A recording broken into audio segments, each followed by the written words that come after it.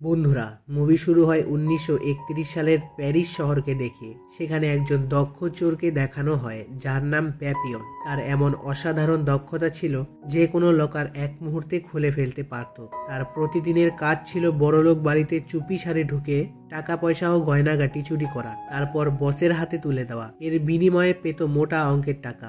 একদিন আরেকটি সফল চুরির পর প্যাপিয়ন তার বসের সঙ্গে দেখা করে এবং চুরি করা হীরাগুলো তুলে দেয় তার হাতে। বস তাকে একটাই প্রশ্ন করে, তুই কি কিছু নিজের জন্য রেখে দিয়েছিস নাকি? প্যাপিয়ন চোখে চোখ রেখে স্পষ্টভাবে না বলে দেয়। তারপর বস সামনে নিয়ে আসে এক মার খাওয়া রক্তাক্ত মানুষকে। সে বলে, যদি কেউ আমার সঙ্গে মিথ্যা কথা বলে তার পরিণতিও এমনই হবে। প্যাপিয়ন দৃশ্যটা দেখে একদম ঘাবড়ে যায়, কিন্তু চুপচাপ টাকা নিয়ে বেরিয়ে যায় সেখান থেকে তার প্রেমিকা ন্যানেন্ডের কাছে। সেখানে প্যাপিয়ন তাকে উপহার দেয় কিছু হীরের গয়না। সেখানে সে গোপনে নিজের জন্য কিছু রেখে দিয়েছিল। দুইজন মিলে হাঁটতে থাকে। ঠিক তখনই একজন মানুষ চোখে রাখে ন্যানেটের নেকলেসে কিছু একটা যেন সে বুঝতে পারে। রাতটা তাদের প্রেমে কাটে। ভবিষ্যৎ নিয়ে কথা হয়। ন্যানেট চায় তারা শহর ছেড়ে গ্রাম অঞ্চলে একটা শান্ত জীবন গড়ে তুলুক, কিন্তু প্যাপিয়নের মনে হয় ওইখানে তারা টিকতে পারবে না, কারণ গ্রামে টাকা পয়সা উপার্জন করা কঠিন। পরদিন সকালে হঠাৎ দরজায় জোরে শব্দ হওয়া চালু হয়। প্যাপিয়ন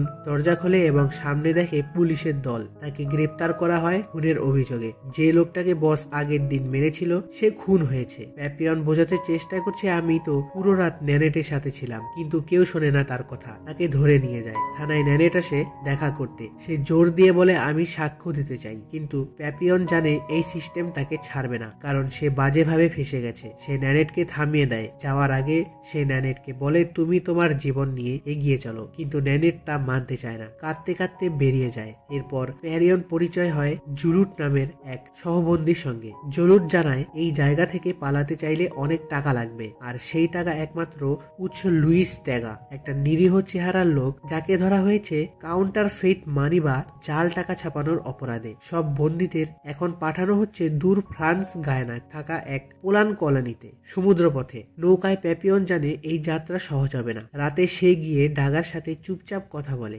আমি তোমার সুরক্ষা দিতে পারি, তবে বিনিময়ে টাকা লাগবে। ট্যাগা বলে, টাকা দিয়ে তোমাকে কেন সুরক্ষা দিতে হবে? আমাকে দিলে গার্ডকে দেব, গার্ড আমাকে সুরক্ষা দেবে। সে তাকে সরাসরি না করে দেয়। কিন্তু পরের রাতে একটা ভয়ানক ঘটনা ঘটে। সবাই যখন বিশ্রাম করে তখন ড্যাগার পাশেই এক বন্দীকে নৃশংসভাবে খুন করা হয়। পরে জানা যায় লোকটার তার পেটের ভেতরে টাকা লুকিয়ে রেখেছিল, আর সেই কারণেই সে টার্গেটে পরিণত হয়েছে। ঘটনাটা ড্যাগাকে ভীষণভাবে কাঁপিয়ে দেয়। পরদিন সকালে সে নিজের প্যাপিয়নের কাছে এসে আগের প্রস্তাবে রাজি হয়। চুক্তিটা পরিষ্কার, ড্যাগাকে নিরাপদে প্যালান কলোনি পর্যন্ত পৌঁছে দিতে হবে। পালানোর পরিকল্পনায় সে নেই, তাই তার বিশ্বাস তার স্ত্রী তাকে একদিন এখান থেকে বের করে নিয়ে যাবে। কিন্তু সেই রাতেই আবার হামলা। ঠিক আগের খুনি এবার ড্যাগাকে টার্গেট করে ধীরে ধীরে এগিয়ে আসে। এবার প্যাপিয়ন ঝাঁপিয়ে পড়ে ড্যাগাকে বাঁচাতে, কিন্তু দুজনের মধ্যে তীব্র লড়াই হয়, যা অফিসারের নজরে আসে। ফলাফল প্যাপিয়নের শাস্তি পেতে হয়। তবুও সে মোটেই চিন্তিত নয়, কারণ ড্যাগা বেঁচে গেছে, এটাতেই সে খুশি ছিল। শেষমেশ বহুদিন যাত্রার পর তারা পৌঁছায় সেই ভয়ঙ্কর পেলান কলোনিতে। এখানে বন্দীদের জন্য অপেক্ষা করছে এক ভয়ঙ্কর বাস্তবতা। এদিকে বাকি সবাই যখন এগোচ্ছিল তখন জুলিয়েট নামে এক বন্দী হঠাৎ নিজে ভান করে ওপর থেকে পড়ে যায়, কারণ তাকে ইনফরমারিতে নেওয়া হবে, সেটা প্রাথমিক চিকিৎসা কেন্দ্রে। এই জায়গাটা সবচেয়ে কম সুরক্ষিত ছিল। এটাই তার প্ল্যান ছিল, যেটা তার একমাত্র পালানোর সুযোগ। এদিকে প্যাপিয়ন ও বাকিরা পৌঁছায় কলোনিতে। চারপাশে শুধু খুনি, অপরাধী আর কঠিন বাস্তবতা। তাদের স্বাগত জানায় জেলের ওয়ার্ডেন, এক নিষ্ঠুর মানুষ। তিনি স্পষ্টভাবে জানিয়ে দেন এই জায়গা থেকে পালানো অসম্ভব। যদি কেউ চেষ্টা করে ধরা পড়ে তাহলে 2 বছরের একাকী কারাবাস। তৃতীয়বার ধরা পড়লে 3 বছর, আর তৃতীয়বার সরাসরি ডেলিয়স আইল্যান্ডে, যেখানে মানুষ ধীরে ধীরে পাগল হয়ে যায়। আর কেউ যদি কাউকে খুন করে সবার সামনে তাকে শিরচ্ছেদ করা হবে। পরদিন বন্দীদের কাজ দেওয়া হয় পাথর সংগ্রহ করা। প্যাপিয়নের দক্ষতা এগিয়ে যায়, কিন্তু ডগা কষ্টে টিকে থাকে, কারণ সে এমন শ্রমে অভ্যস্ত নয়। এই মাঝে প্যাপিয়নের দেখা হয় এক নৌকার মাঝির সঙ্গে। সে নৌকা চায় তার কাছে পালানোর জন্য, বিনিময়ে প্রচুর টাকা অফার করবে। লোকটা রাজি হয় এবং বলে, কালকে রাতে যেন নদীর তীরে থাকে। সে কিন্তু সমস্যা বাঁধা এক হিংস্র চেহারা বন্দী। তিনি পরিকল্পনা জেনে ফেলে সে সরাসরি চলে যায় ড্যাগার কাছে, বলতে চায় আমাকে টাকা দাও, নইলে বিপদ। ঠিক তখনই আবার প্যাপিয়ন ড্যাগার রক্ষাকর্তা হয়ে হাজির হয়। ভয়ানক লড়াই হয় তাদের মধ্যে এবং শেষমেশ সে বন্দীকে হারায়, তবে নিজেও গুরুতর আহত হয়। এইবার ড্যাগা একেবারেই নিশ্চিত এই জায়গা আমি একা একদিনও টিকে থাকতে পারবো না। যতক্ষণ আমার স্ত্রী আমাকে বের করার উপায় খুঁজবে ততক্ষণে আমি হয়তো আর থাকবোই না। তাই আর কোনো উপায় না থাকায় ড্যাগাও এবার প্যাপিয়নের সাথে পালানোর পরিকল্পনায় যোগ দিল। পরদিন সকালবেলা সমস্ত বন্দীদের উঠানে এনে দাঁড় করানো হয়, কারণ তাদেরকে ফাঁসি দেখতে হবে, এটাই নিয়ম। ঘটনা আরো ভয়ঙ্কর হলো যখন জুলুট পালানোর চেষ্টায় দুজন প্রহরীকে খুন করলো। এরপর অপরাধের জন্য তাকে শাস্তি পেতে হবে, সেটা হচ্ছে শিরচ্ছেদ। সবাই নিঃশব্দে চেয়ে থাকে। জুলিয়েটকে গিরিটনের বসানো হয় আর নিমিষের মধ্যেই তার মাথা শরীর থেকে আলাদা হয়ে যায়। ওয়ার্ডেন এরপর আদেশ দেন প্যাপিয়ন ও ডাকাকে এই লাশটা কবর দিতে হবে, কিন্তু দুর্ভাগ্যজনকভাবে রাস্তাতেই ডাকা ভেঙে পড়ে। সে জীবনেও কখনো লাশ দেখেনি আর এখন তাকে নিজের হাতে একটা মাথাবিহীন দেহ বহন করতে বলা হয়েছে। প্যাপিয়ন বারবার তাকে শ্বাস দিতে থাকে, আমরা এটা পারবো, কিন্তু কিছুতেই কাজ হয় না। এক পর্যায়ে প্রহরীরা এসে হুমকি দেয়, তুই যদি না তুলিস তোর পিঠে চাবুক পড়বে। ড্যাগা তবুও নড়ে না। এখনই একজন প্রহরী তার পিঠে চাবুক চালায়। একবার দুবার এই দৃশ্য আর সহ্য করতে না পেরে প্যাপিয়ন রাগে ফেটে পড়ে। সে পাশ থেকে একটা পাথর তুলে নিয়ে প্রহরীর মাথায় আঘাত করে, তারপরেই ধরে পালাতে থাকে প্যাপিয়ন। কিন্তু ডাগা ভয়ে জমে যায়, একটুও নড়তে পারে না সে। রাতে প্যাপিয়ন ফিরে এসে মাঝির খোঁজে যায়। সে নৌকা চায় পালানোর জন্য, কিন্তু মাঝি শুধু হাসতে থাকে। প্যাপিয়ন কিছুটা অবাক হয়ে পেছনে তাকায় আর তখনই দেখে চারপাশে কয়েকজন প্রহরী ঘিরে ফেলেছে তাকে। বুঝে যায় ধরা পড়ে গেছে সে। আসলে মাঝিটা ছিল বিশ্বাসঘাতক। ওয়ার্ডেনকে সব বলে দিয়েছে সে এবং প্রতিবন্ধী পালানোর চেষ্টা খবর দিয়ে ভালো টাকা কামায়। প্যাপিয়নকে আবার ধরে আনা হয় কারাগারে। ওয়ার্ডেন আবার একটু নরম গলায় জানায় যে প্রহরে গিয়ে প্যাপিয়ন মেরেছে, সে এখনো বেঁচে আছে, তাই তাকে মৃত্যুদণ্ড দেওয়া হবে না, কিন্তু তাকে পাঠানো হবে এক ভয়ঙ্কর স্থানে, একটি দূর দ্বীপে নির্জন কারাগারে। সেখানে পৌঁছে প্যাপিয়ন বুঝতে পারে জায়গাটা সত্যিই ভীষণ। এখানে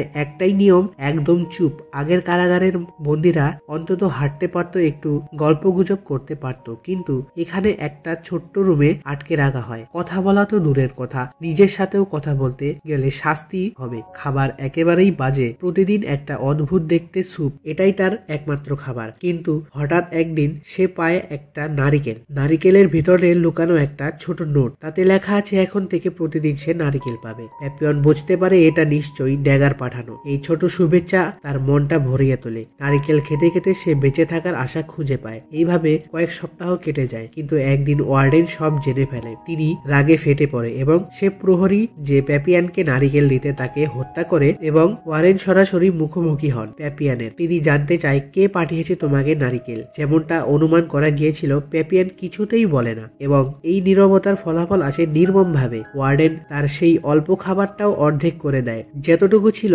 সেটুকুও আর নেই। এরপর 1 মাস কেটে যায়। পুষ্টিহীনতায় এতটাই দুর্বল হয়ে পড়ে প্যাপিয়ন যে দাঁড়িয়ে থাকার জন্য তার মুশকিল হয়ে পড়ে। একদিন ওয়ার্ডেন আবার আসে হাতে সুস্বাদু খাবার নিয়ে। এবারও সে একই প্রশ্ন করে, কে পাঠিয়েছিল নারকেল। প্যাপিয়ন তাকিয়ে থেকে চুপ করে থাকে। এবার রাগে ফেটে পড়ে ওয়ার্ডেন। তিনি সিদ্ধান্ত নেন বাকিটা সময় তুমি থাকবে পুরো অন্ধকারে, একটা ঘর যেখানে আলো নেই, সঙ্গ নেই, ঠিক মতো খাবার নেই, এমনকি সে তার খাবারটাও দেখতে পায় না। এই নৃশংসতা, অপুষ্টি, অন্ধকার সব মিলে ধীরে ধীরে তাকে মানসিকভাবে ভেঙে দিতে শুরু করে। শেষ পর্যন্ত প্যাপিয়ন এতটাই দুর্বল হয়ে পড়ে যে তার পক্ষে হাঁটাও সম্ভব হয় না। সরাসরি নিয়ে যাওয়া হয় তারা হাসপাতালে, যে হাসপাতালে হঠাৎ করে আবার দেখা হয় পুরনো বন্ধু ড্যাগার সঙ্গে। এখন সে কিছুটা সুরক্ষা ও সুবিধা পায়। একদিন গিয়ে দেখে প্যাপিয়ন একেবারেই অদ্ভুত আচরণ করছে, কিন্তু কিছুক্ষণ পরে সে বুঝতে পারে প্যাপিয়ন আসলে পাগলের অভিনয় করছে, কারণ এটাই ছিল তার কারাগার ফিরে আসার একমাত্র উপায়। এইবার তারা শুধু দুজনে নয়, নেবে আরো 2 জন সহকারী। প্যাপিয়ন চায় কোনো শক্তিশালী ও চতুর কেউ, আর ড্যাগা চায় এমন একজন যাকে সমাজ বারবার ঠকিয়েছে।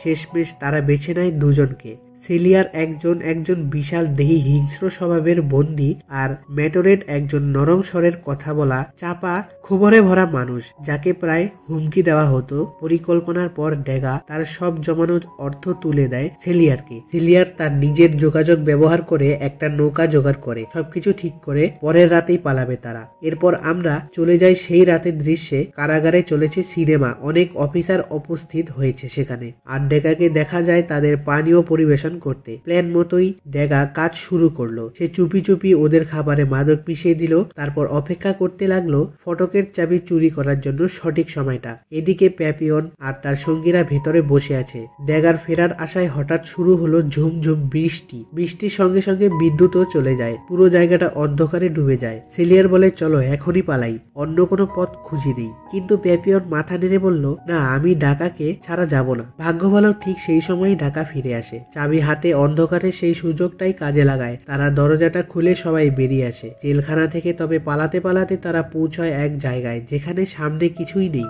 একদমই ডেরেন তীরে পৌঁছানো একমাত্র উপায় উঁচু জায়গা থেকে ঝাঁপ দেওয়া। প্যাপিয়ন, সেলিয়ার আর ম্যাট্রেম একে একে লাফ দেয়, সবাই নিরাপদে নিচে পড়ে। কিন্তু যখন ড্যাগার পালা আসে ঠিক তখনই হঠাৎ বিদ্যুৎ ফিরে আসে। আলো দেখে সে ভয় পায়, লাফ দেয় ভুলভাল, আর সাথে সাথেই তার পা ভেঙে যায়। এরপর সে দাঁড়াতে পারছে না। সেলিয়ার আবারও বলে তাকে রেখেই চলো, কিন্তু প্যাপিয়ান আরো একবার স্পষ্টভাবে জানিয়ে দেয়, না, আমি কাউকে ফেলে যাব না। সে নিজের কাঁধে তুলে নেয় ড্যাগাকে আর কষ্ট করে সবাইকে নিয়ে পৌঁছয় তীরের পারে। সেখানে একটা ছোট্ট নৌকা আগে থেকে অপেক্ষা করছিল। চারজনে দ্রুত উঠে পড়ে তাতে, আর অন্ধকার সমুদ্রের দিকে ভেসে যায়। পরদিন সকালে পালিয়ে আসার বহু ঘন্টা পেরিয়ে গেছে, কিন্তু সেলিয়া নোটিস করে তারা আসলে খুব বেশি দূর যেতে পারেনি। নৌকাটা খুব ছোট, চারজনের ওজন সে ঠিক মতো নিতে পারছে না। ঠিক তখনই দেখা যায় একটা বিশাল ঝড় আসছে তাদের দিকেই। সময় কম, তাই সেলিয়ার পাগলের মতো সিদ্ধান্ত নেয় সে হঠাৎ করেই ম্যারিটিকে ঠেলে ফেলে দেয় পানিতে। তারপর আবার ছুটে আসে ড্যাগার দিকে।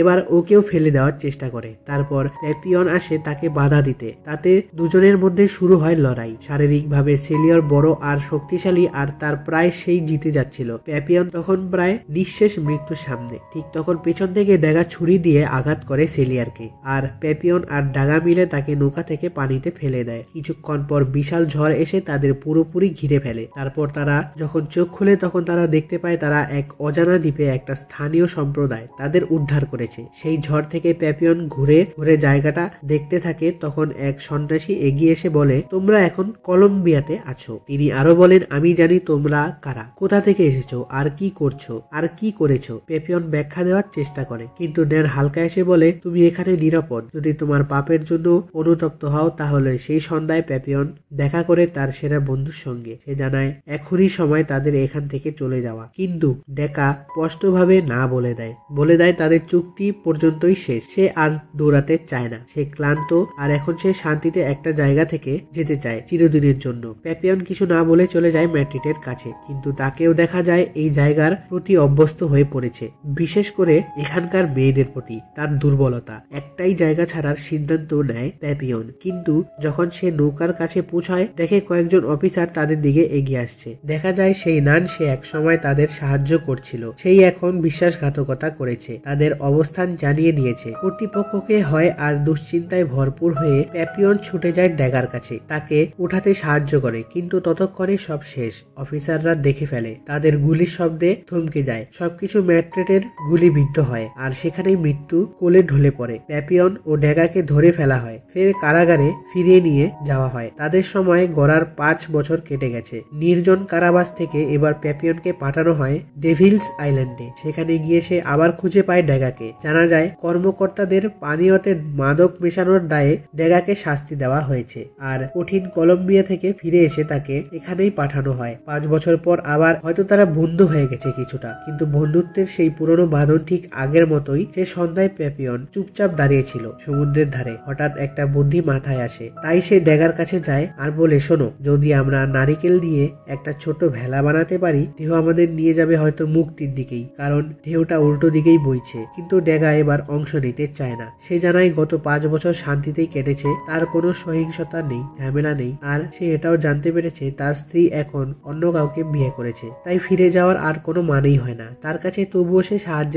করতে রাজি হয়। দুজন মিলে তৈরি করে একটা ছোট্ট ভেলা। নারিকেলের খোল দিয়ে পরদিন সকালে তারা পরস্পরকে শক্ত করে জড়িয়ে ধরে বিদায় জানায়। তারপর প্যাপিয়ন ধীরে ধীরে ঠেলে দেয় ভেলাটা সমুদ্রের দিকে আর নিচে ঝাঁপ দেয়। সেই স্রোতের মাঝে ভেলাটা ভাসতে থাকে। প্যাপিয়ন সাগরের ঢেউয়ে হারিয়ে যেতে থাকে। পেছনে দাঁড়িয়ে থাকা ড্যাগার চোখে অশ্রু নিঃশব্দে বিদায় জানায়। তারপর আবার গল্পটা ফিরে যায় 1967 সালে। প্যাপিয়ন তখন ভেনিজুয়েলারে থাকে, কারণ নিজ দেশে ফ্রান্সে তিনি এখনো আসামি। একদিন তিনি একজন বই এডিটরের সঙ্গে দেখা করতে আসেন। জেলে থাকার সময়কার নিজের জীবন সব ঘটনা তিনি একটি ডায়েরিতে লিখে রেখেছিলেন, আর এখন সেই ডায়েরি থেকে একটা বই ছাপতে চান। এখন দেখানো হয় সেই ভয়ঙ্কর জেলের আসল ভিডিও ফুটেজ, যেখানে প্যাপিয়ন ও ড্যাগা বন্দী ছিল। সেখানে প্রায় 80,000 কয়েদি ছিল। এই জেলের নিয়ম কানুন ছিল অমানবিক এবং পরিবেশ এতটাই কঠিন ছিল যে বেশিরভাগ কয়েদি সেখানে টিকে থাকতে পারেনি। অনেকেই মারা গেছে। প্যাপিয়নের লেখা সেই বইটা প্রকাশের পর ব্যাপক সাড়া ফেলে। টানা 21 সপ্তাহ